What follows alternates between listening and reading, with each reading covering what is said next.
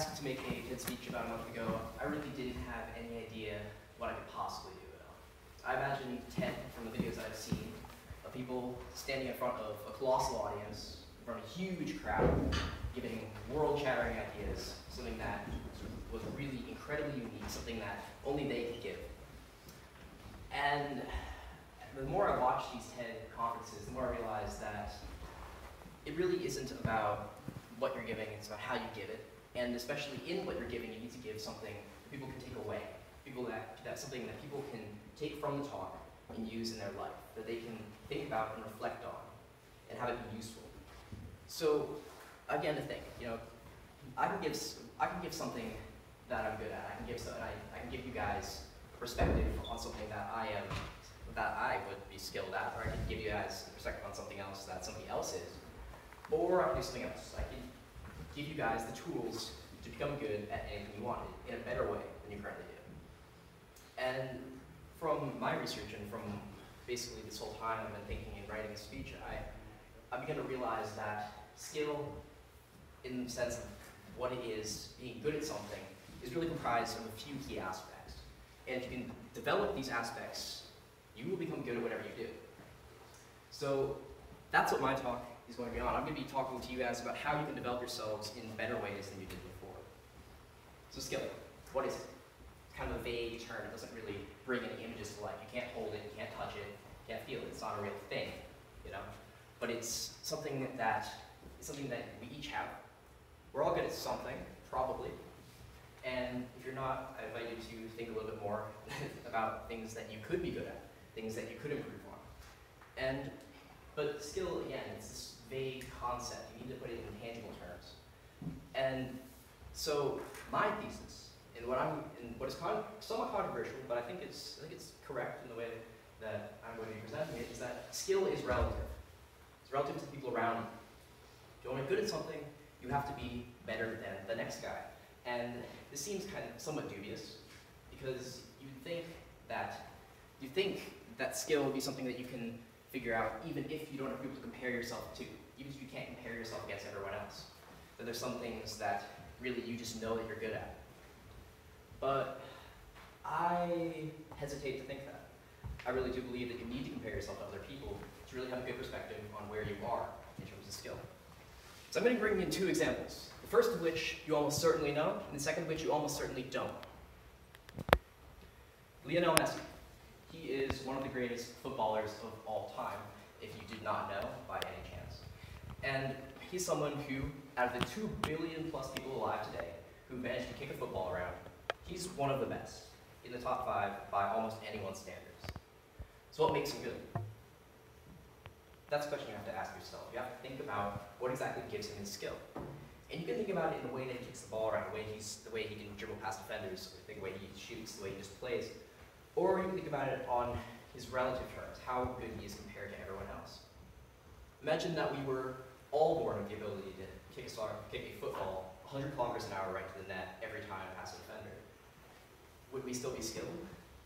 Just because I'm born with the ability to speak, which is a biological feat by any stretch of the imagination, doesn't make me skilled at it. Just because we can do something doesn't make us skilled.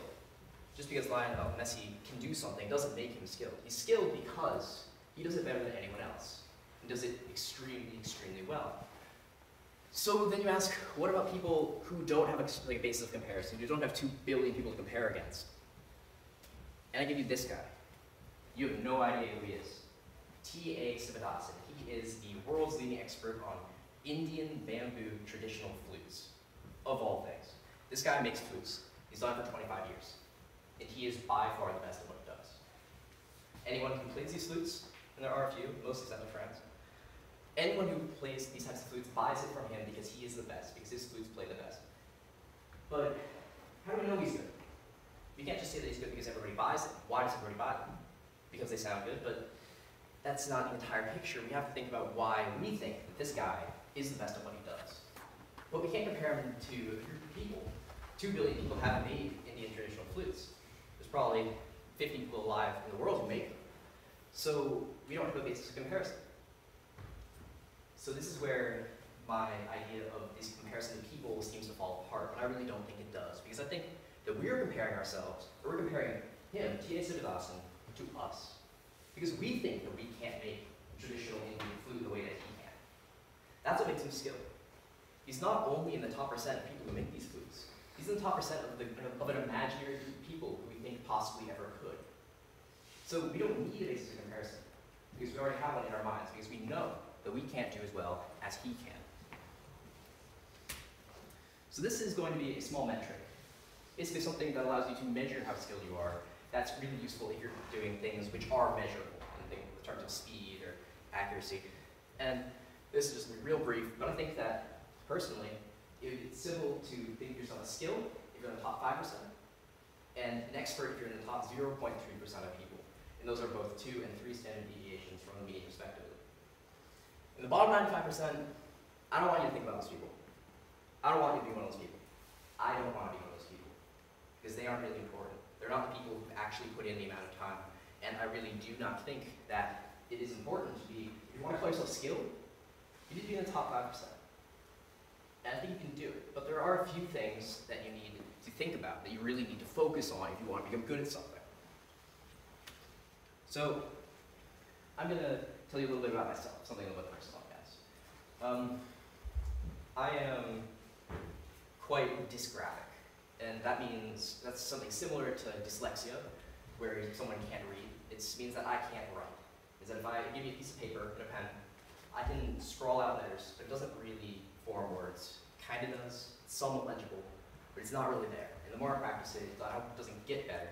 It's a condition that doesn't get better over time.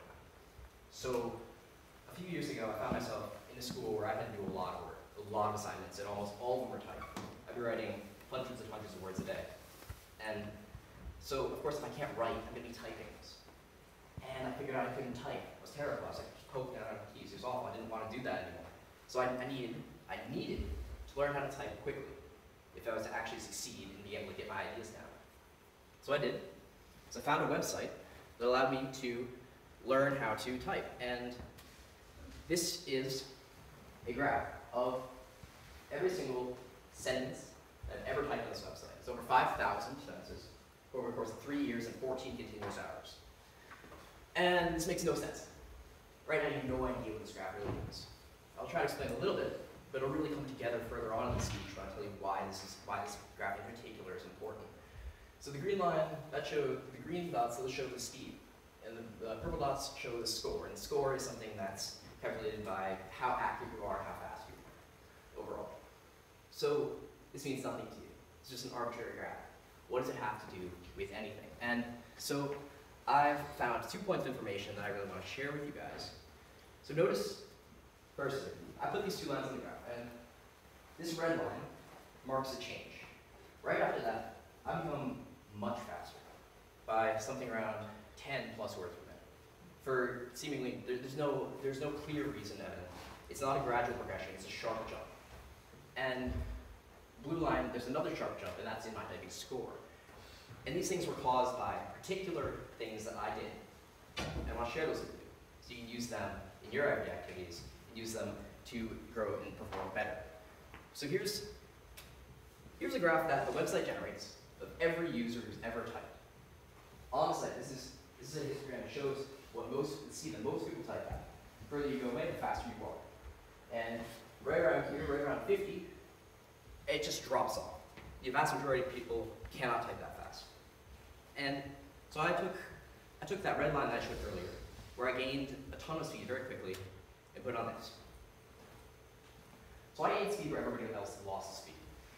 I took the little jump and moved into another category of people, that being the later half of the graph, which is gradual slow.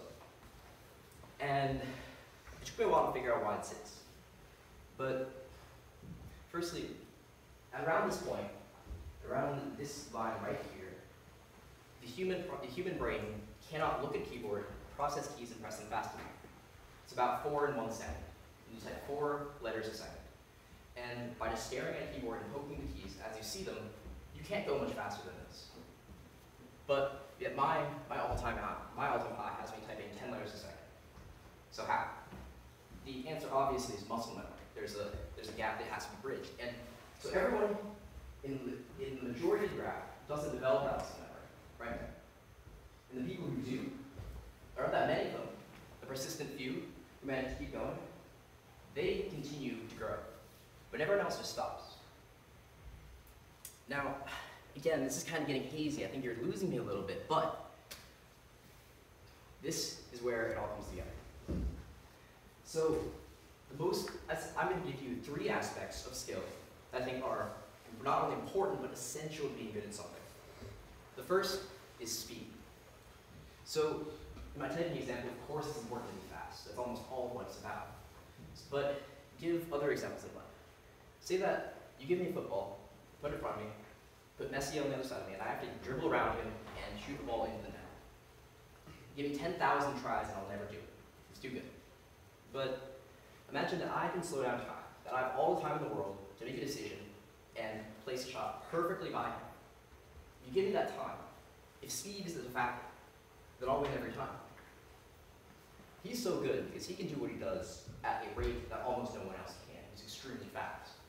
So when you develop yourself in almost anything, whether it be typing or even playing football, various other activities, then I want you to be thinking about how you can be faster. And I don't mean just practicing the same thing over and over again until you get quicker. I mean, working on footwork, working on doing exercises, making your body quick, and other things, how in other academic activities, how you can find shortcuts, how you can become faster.